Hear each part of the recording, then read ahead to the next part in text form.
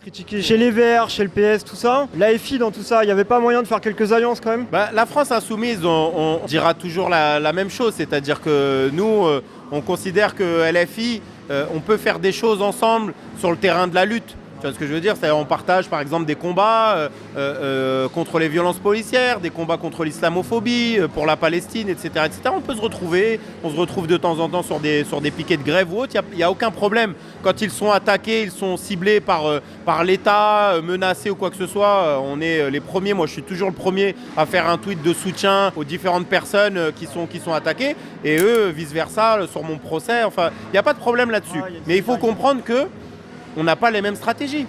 On n'a pas la même stratégie. La France Insoumise, c'est une organisation politique réformiste qui entend gérer les affaires de l'État, voilà, donc en disant qu'elle fera différemment, etc., mais avec un principe qu'il n'y a aucune remise en question réelle du système tel qu'il est, du capitalisme, etc., mais de la volonté d'incarner un sorte de visage humain du système capitaliste. Et nous, on est contre ça. Donc en fait, on ne veut pas interdire à LFI de se présenter ou de mener sa politique, mais il ne faut pas interdire en fait aux révolutionnaires de porter un autre programme qui part des aspirations d'en bas, où ce sont les travailleuses et travailleurs qui décident et non pas en fait des gens qui sont au final des cadres politiques, qui viennent soit du front de gauche, soit qui sont des gens qui en réalité font de la politique un métier, une carrière. Nous, c'est pas notre métier. D'ailleurs, la France Insoumise, là, en envoyant des candidats un peu partout dans les mairies, est-ce qu'il n'y a pas un risque de notabiliser le parti, que ça devienne un parti socialiste bis, avec une couche comme ça de bureaucrates de la France Insoumise, oui. Tu vois, ils vont, en fait, à terme, ils étaient dans une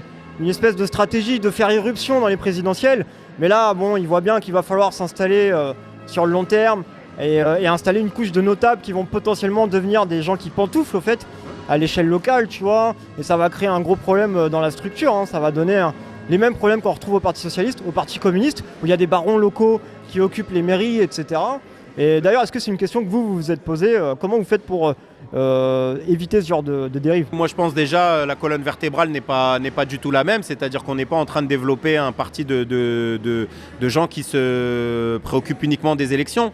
La France Insoumise, c'est clair et net, c'est une véritable machine électorale, tu vois ce que je veux dire? Mais après, dans le terrain de la lutte de classe, à part de temps en temps venir sur un piquet de grève avec une écharpe et dire on vous soutient, ils ne sont pas là pour appeler à la radicalisation des mouvements, ils ne sont pas en train de penser stratégiquement les plans de bataille, etc. dans les usines, dans les entreprises. C'est ce que nous on essaye de... Ça parle jamais de grève, quoi, ça parle jamais. Justement de faire, tu vois, par exemple au mois de septembre, on essayait de batailler à partir de mon AG à Gare du Nord, d'essayer de penser comment on essaye de construire l'auto-organisation par en bas, etc. La France Insoumise, elle va soutenir des luttes, mais en disant... on vous propose surtout un débouché électoral, tu vois, c'est l'ère du peuple de Mélenchon, c'est la nouvelle gauche, c'est la théorisation en fait que la lutte de classe est terminée. Mélenchon théorise ça, considère que la lutte de classe est la possibilité révolutionnaire, le sujet ouvrier comme sujet révolutionnaire n'existe plus, que maintenant c'est toute seule leur histoire des réseaux, des services publics, que tout le monde est interconnecté.